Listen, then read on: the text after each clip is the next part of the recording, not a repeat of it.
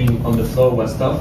What did you enjoy the most about being in the sideline with the coaches, Yuri, Caitlin? Yeah, like sideline when I was hurt. Yeah. Oh, we had a great time over there. I think that we caused some ruckus over there, which was needed at times, probably not needed the majority of the time. But I think that's what makes this team so fun is that regardless of what we're going through, if it's injury, if it's personal stuff, that we always are just there for the betterment of the team. And I know you guys have heard us say multiple times, it's standard over feeling, it's we over me, but that's what's made it so fun is because we truly all kind of went 2 feet in with that.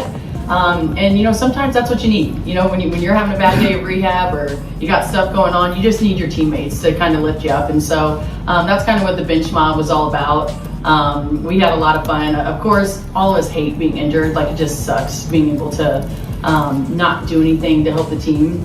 But how freaking awesome that we got to be front row seats to watching girls that maybe no one knew about coming from overseas, picking up players that took on 5 Olympians, took them over, took them into overtime, and maybe if some calls went the other way, we could be in the finals right now. And so I'm just so proud of our team. It was a hell of a season, and it was quite fun being on the sideline, even though I gave the doctors a heart attack pretty much every time I jumped up and was cheering. So it was good.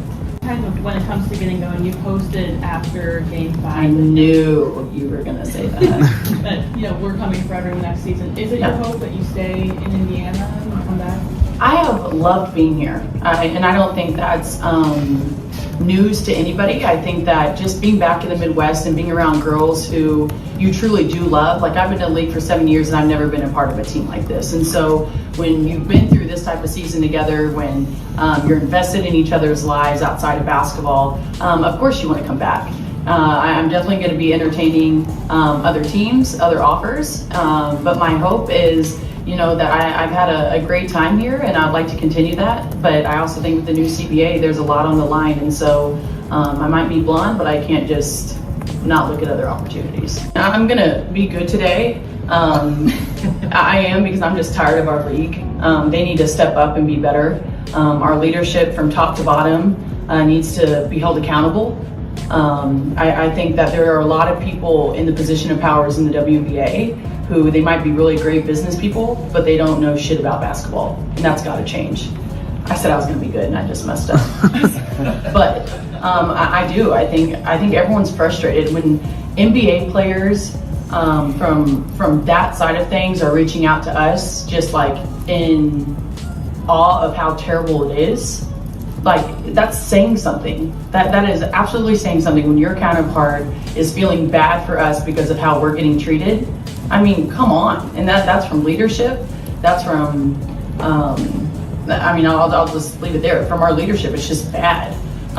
When fans and players, especially players, when we're competing at the highest level and it's like a battlefield out there, when we're agreeing on the court because of how awful the officials are, like that's saying something. Like, listen to us. We're not going to come for your heads, but I think there is room for improvement to change the criteria when the whole league is asking for it. But when the leadership isn't doing anything about it, why?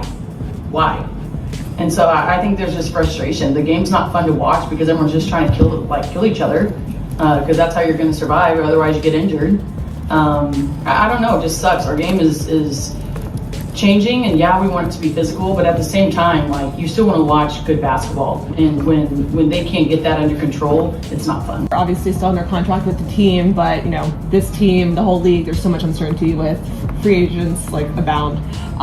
Do you hope that this is that you guys can run back with mostly the same group, even though, again, so much uncertainty? And how do you, I guess, as one of the certainties of this process, approach an off season with so many question marks? Yeah, honestly, I definitely would. I think this group was just so special, and you can always think about the what ifs, right? Like, what if half our squad didn't get hurt, or like, what if we had our point guards, and what if, and so it's really crazy. Like, I think about how far we made it this season with so much that happened, and just imagining what it would have been like with everyone being healthy. And I know our GM and our president are going to do a great job going into this off season. I'm excited to just be a vocal point, and just be able to communicate what I'm thinking, how I feel. But honestly, I'm excited for what's to come.